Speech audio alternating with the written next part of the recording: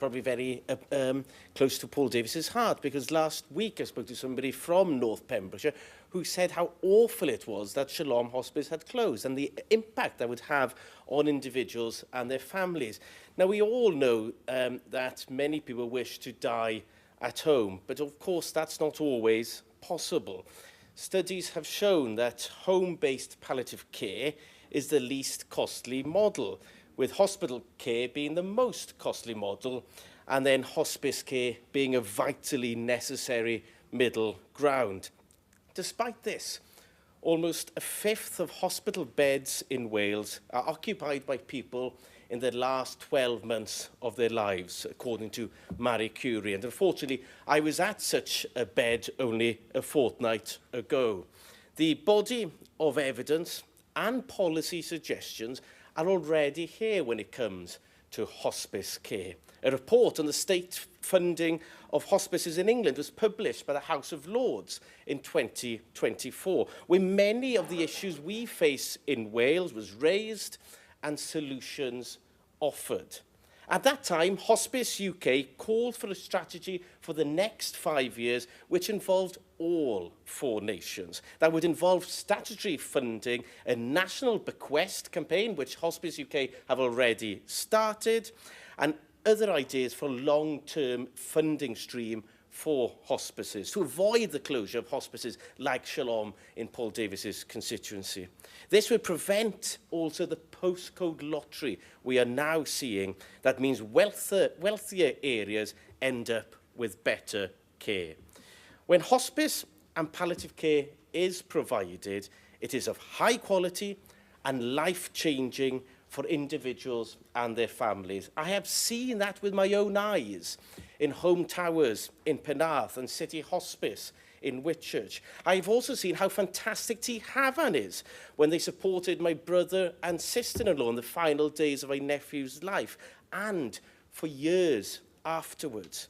Supporting what Julie Morgan has already said, evidence presented to the Westminster Health and Social Care Committee on assisted dying shows that UK has been a world leader in palliative and in end-of-life care.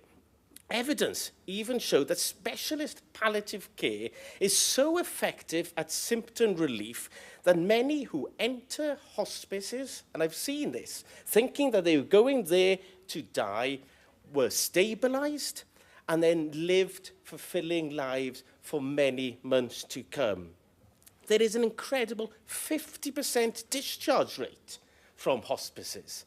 They aren't necessarily a place where you go to die. It's often a place where you go to stabilise and stabilise the medication.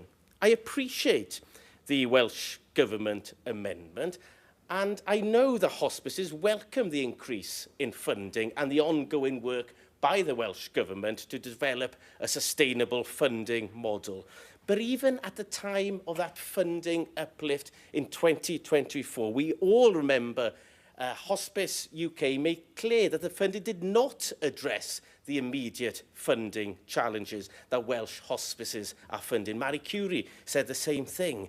If what Welsh Government was doing was enough, Hospice UK would not be asking them for urgent action. Now, to accept the government amendment would be to delete point 3, something I cannot support. To delete point 3 would be to delete the following. 30% of Welsh hospices are already reducing beds or cutting services. We shouldn't be deleting that. Over 70% of Welsh hospices with inpatient units expect at least 1 bed to close temporarily or permanently. We shouldn't be deleting that. 3/4 of Welsh hospices fear that they will be forced to withdraw support they currently provide to hospitals and care homes. Do Labour members really want to delete this from the motion and hide behind the sentence, recognise the findings of Hospice UK survey? In most of our lives, we don't acknowledge the fact that we're going to die, and that habit means that we can also sometimes ignore the work of hospices. But there will come a time for everyone here when we wish that there will be good end-of-care life for us or our loved ones. There is only one chance to get care right when someone is dying. We have a chance in this place to secure the future of hospices for years to come. Diolch yn fawr.